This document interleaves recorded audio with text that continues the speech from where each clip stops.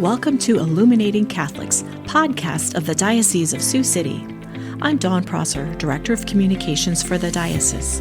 Together with Karmen Bauer of the Faith Formation Office, we will shed light upon topics of faith in the modern church. Our guests include Catholic clergy, religious sisters, and other experts in their fields to help us understand what's happening in the church today. We will explore issues, even the tough ones, and to find answers to common questions about Catholicism. Thank you for joining us for today's Illuminating Catholics, shedding light to understand the modern church. Welcome back to the Illuminating Catholics podcast. I am Karmen Bauer, the Director of Faith Formation for the Diocese of Sioux City. And I'm Dawn Prosser. I'm Director of Communications for the Diocese.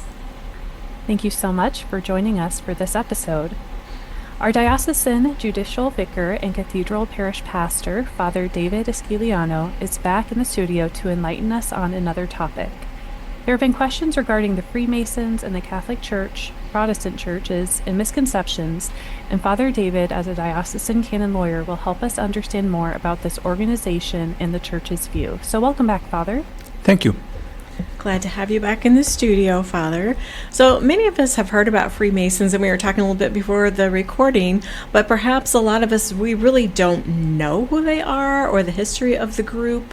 Just maybe have heard the name kind of thrown out there or seen their buildings and so forth. So, Father, can you just share a little bit of the background of this long-standing group with us? Sure. So the Freemasons, as the name would say, comes from Masonry. So during the medieval time, as they were building cathedrals, men who had this trained in this trade would get together in lodges to share their knowledge and to share how they were doing all this great work building cathedrals. So that's the early stages of Freemasonry. Now, what we talk about today, or we refer to in Freemasonry, is actually we could date it to June of 1717, when 4 lodges in London met and established the system that we have now. And they would describe themselves as a fraternal organization that tries to do good works for society. And as you're doing your research, I'm sure you came across some notable Freemasons throughout history. Right, there have been some, including some of the founders of our nation, some politicians. I won't say any names. I don't have any in front of me right now. But yeah, there's plenty. And again, considering this a fraternal organization, men. Usually, a lot of men in leadership are members of this organization. I have a couple. I looked it up because I just didn't know. George Washington, Benjamin Franklin, so as Father said, leaders of our country. Mozart, the musician, the composer, and Churchill. So just thought I'd throw that out there if you didn't know any more than I did. Thanks, Father. So, Father, thanks for taking us back to the 1700s here. My pleasure. I like time traveling. Well, I never really, I never really knew that there was a specific, time period in which it was formalized. But kind of moving then forward to today, can you share with us what you know of the mission and the purpose of the Freemasons? So again, they see themselves as a fraternal organization for charity. They would see themselves as men who try to help other men become better men. And they claim that they believe in a higher being, and that's where we start having some issues. Because we as Catholics do not believe in just a higher being without a name, or just a generic higher being.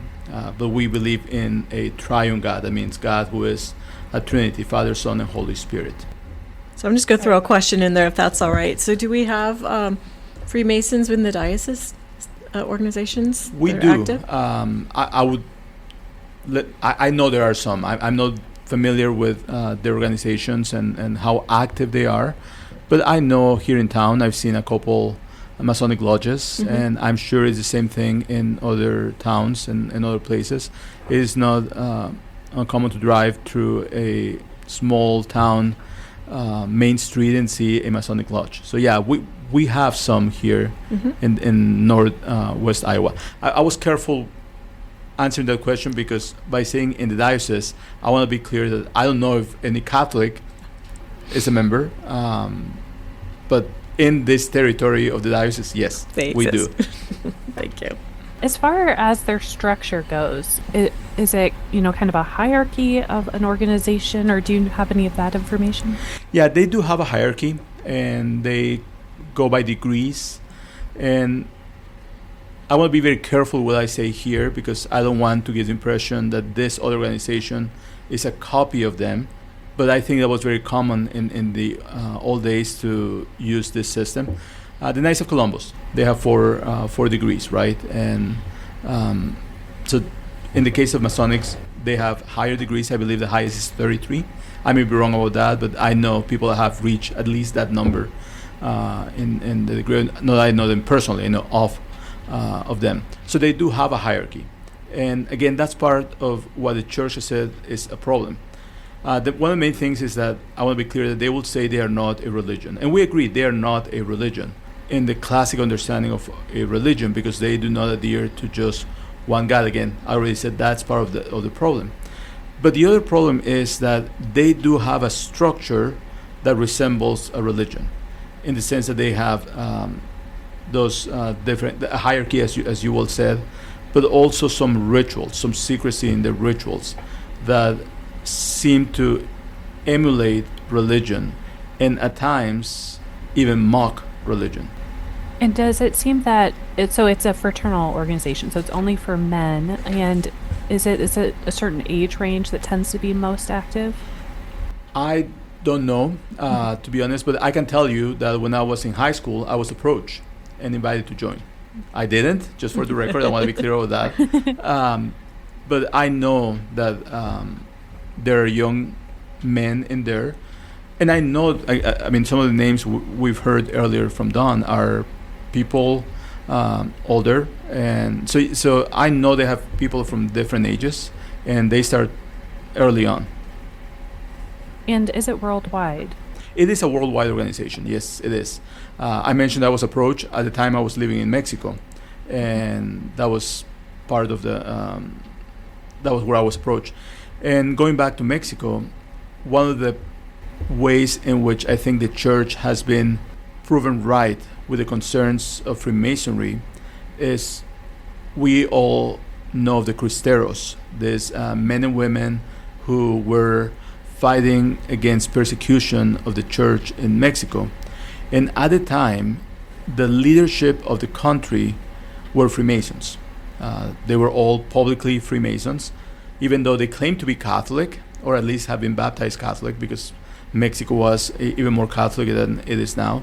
They were Freemasons, and the ideologies that they brought, again, as the church has said on so many occasions, was concerning because they didn't see the value in the Catholic Church. In fact, they fought against the Catholic Church. They saw it as an enemy. That's fascinating. I was not aware of that part of the history, and it's so counter to the Knights of Columbus during that time period, who, from my understanding, did support the Cristeros in various ways. That is correct. I mean, and that's why I wanted to be careful when I mentioned the Knights of Columbus earlier, not to say, well, they are just like them, but a Catholic version of them. Because what's at the heart of the Knights of Columbus is care for and when they started as for widows, but then for other Catholics, but following Catholic teaching, following church teaching, and adhering to the Catholic hierarchy and respect to the Holy Father and other church authorities or hierarchy. So, kind of then transitioning into, a lot of times we'll be familiar with the Masons through the community projects, if we see them at a parade, something like that. Is this something that, how does an individual Catholic in the pew kind of respond to this when we see them in our community? This is a great question because, of course, the Catholic Church wants to see all this charitable work. So it is not a competition or saying, well, they are doing wrong. No, there is value in what they do, but the problem is, again, the incompatibility with the Catholic faith. And one of the things that we need to remember, among the things we learn in moral theology, or just one of those phrases that I think we all learn, the end doesn't justify the means, right? So all the good work that they do, which again is great, it shouldn't justify a Catholic man betraying his Catholic beliefs to be part of this. Now, we live in a society where we can work together even if we do not agree in what we believe, and we see that with ecumenism. So, for example, I had a meeting personally with somebody who is a Methodist, and we were talking about the work for migrants just last week, and we agreed that there are things we can do together, we should be doing together, because doing them separately won't help. And we see that in so many other ways. As a police chaplain, the other chaplain, my fellow chaplain, is a Lutheran pastor, and before that there was also a Baptist pastor. So there are things that we could be doing together even if we do not agree with everything that they believe. So the question is not whether we can support their work, the charitable work. The question is whether a Catholic man be a part of that organization to do that work. And that's where the answer, the Church has been clear since a couple centuries, that is no. A Catholic man should not be a member of these organizations. Do you find that other Protestant denominations also caution the men from their congregations into joining? So there's a little bit of everything. There are some that are very strict and say no, just like the Catholic Church, and usually those are the more traditional ones, like Missouri Synod Lutheran Church. So the more traditional ones are very strict on that. Even some evangelicals are very strict about not letting their members be members of Freemasons. There are some that don't say anything about it, and some that may say, well, we don't recommend it, or we don't care. And there are some that are okay with it. One of them is the Mormons. They're okay with their members being Freemasons. Now, we need to remember, and perhaps that's something for a topic for another episode, is the Mormons are not Christians in the sense that they do not believe in Christ as we do as a person of the Trinity, as God. So they believe in Him as a demigod or semigod, we could say.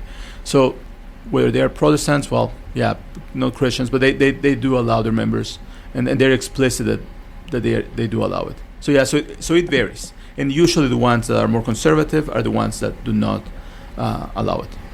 But you were saying earlier, I find it difficult to believe that you wouldn't have to compromise your Christian understanding of God, as you were kind of explained with the triune God and versus just a general deist, or deist belief. And that's exactly, it's a deist belief. It is just, well, there is something out there, but for us that's not Christian. For us it is not an impersonal God.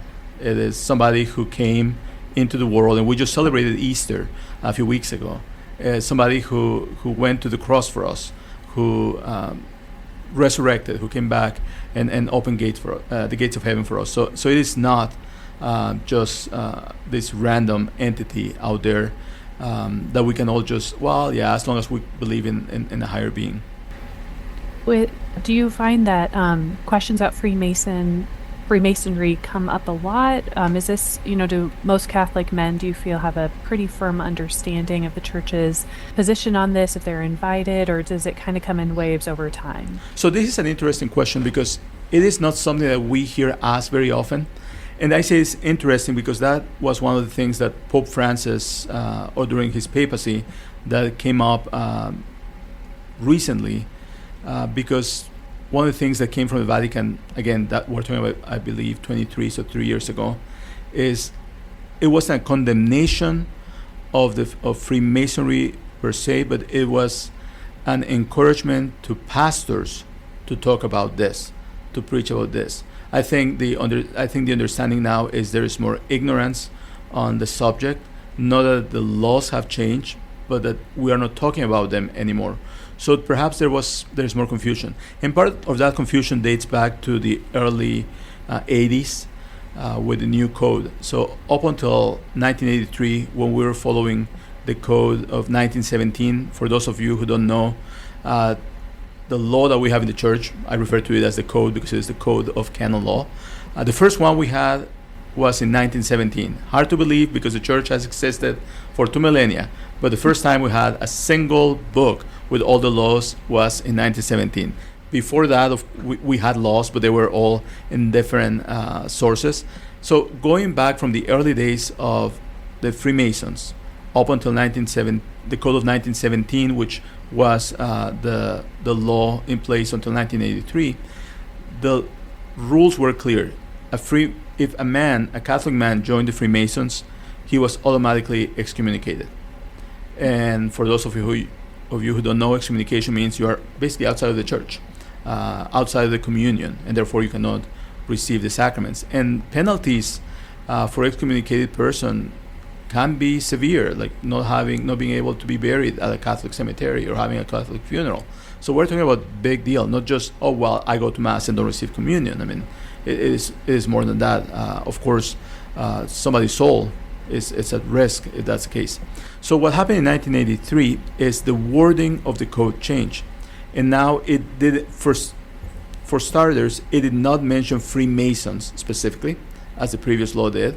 It only said men who belong to organizations contrary to the church, or that try to plot against the church. I don't remember the wording exactly. I can look for it in a second, but that was the gist of it, is belonging to an organization against the church. And in that case, it did not say there was excommunication, but that there was they were in grave sin. They could be, or that they should abstain from communion. That was again reinforced later. But what happened in the 80s when the code changed, some people, some Catholics, unfortunately even priests, misunderstood it as the church is now lenient and Catholic men can be Freemasons. But the law never changed. The wording changed. But that prohibition still exists. In fact, shortly after the code was released, there was clarification from the Vatican saying that is men who are Freemasons, Catholic men who are Freemasons, should abstain from receiving communion. So again, even though they didn't use the word excommunication, it was kind of clear that it was still a grave issue. So if there is a Catholic man who is a part of the Freemasons and maybe was unaware and would like to reconcile with the church, what guidance would you give to him? That's a great question, and that's where I think it's important that we address this issue. The church is welcoming, and for the day we were recording, we just heard about the Good Shepherd and how he wants the flock with him, and that's his mission. So if any man out there has joined one of these organizations unknowingly of what the church teaches, the first thing is leave that organization, leave the Freemasons. Second thing is go to confession. I just don't want to go too deeper into moral theology because that's not my area of expertise, but as we know, for something to be a mortal sin, there has to be a knowledge that it is a sin besides it being a grave reason. So it may have not been a mortal sin if the person was unaware, but that doesn't mean it's not a sin. So go to confession, talk to your pastor, and ask about other organizations where you could do fraternal work or charitable work without having to compromise your beliefs. I can certainly see where someone could unwittingly have joined. It's like, charitable works, this is what we are told to do, and we feel good doing these things. And I can certainly see how that could certainly happen. Absolutely, and that's why I think the Holy See came back just 3 years ago and said, hey, pastors, you need to preach about this. You need to talk about this. You need to make men in your parishes, in your dioceses, aware that there is still a prohibition. And again, it is not about specific lodges. Because I could hear some men saying, well, in my lodge, we don't do this. In my lodge, we do not do that. Or in my case, I only go whenever we're going to serve a breakfast. I don't go to other meetings. The problem is not with a specific lodge or with a specific person. It is with the organization, with the whole entity that has these beliefs that are contrary to what the church teaches. Okay, is there anything else, Father, that maybe we need to know before we sign off? Well, again, I think in modern days, inclusivity has become the virtue par excellence, and we want to be inclusive. But we have to understand that the church does not understand inclusivity in that sense. What I mean with that is, well, we cannot just say, well, if you are Freemason, oh, you're fine, as long as you don't adhere to that. No. Inclusivity in the case of the church is that we come and we acknowledge that we need God and we convert, and convert means facing towards God, changing our path and face God. So, yes, we're open and we're inclusive for people to come and be reconciled with the Lord. So that's where I think some people may go and say, well, what about all the great things they do? Again, good. But for a Catholic man, that's not the way to do it. And again, just a shout out to the Knights of Columbus. That's a Catholic organization. I think it's present in most of our parishes and the diocese. But there are other ways to do that work of charity. Here in the city, for example, we have Soup Kitchen and other organizations. I'm sure there are other groups in different towns to do that charitable work, which we should be doing. I want to be clear about that. We Catholics should be the ones leading in the work of charity, because that's how people experience Christ's love. We should not leave that to organizations like them. It's good they do it, but we should be ahead. So how are we going to make that happen in our parishes? There should be lots of opportunities for that. Just check with your parish office if you're not sure. So the question did come up about the Freemasons. So that's why we asked Father David to come in and kind of shine a light on that. I personally didn't have a lot of that information. I can't answer for Karmen, but it's good to have that so that you have that knowledge as a Catholic. So we're most grateful to you, Father, our judicial vicar, for coming in and shining a light on the Church's view of the Freemason organization, so that we're aware and separating some of the fact from fiction. And thank you for coming back in again for another episode. We do appreciate that. And thank you to all of you for listening to today's Illuminating Catholics as we shine a light on the Church's concerns regarding the Freemasons and membership with some of our men. So now you can be informed. New episodes drop each Tuesday wherever you get your podcasts, the Diocese of Sioux City YouTube channel, or at lumenmedia.org. Thank you for listening to this episode of Illuminating Catholics, shedding light to understand the modern church.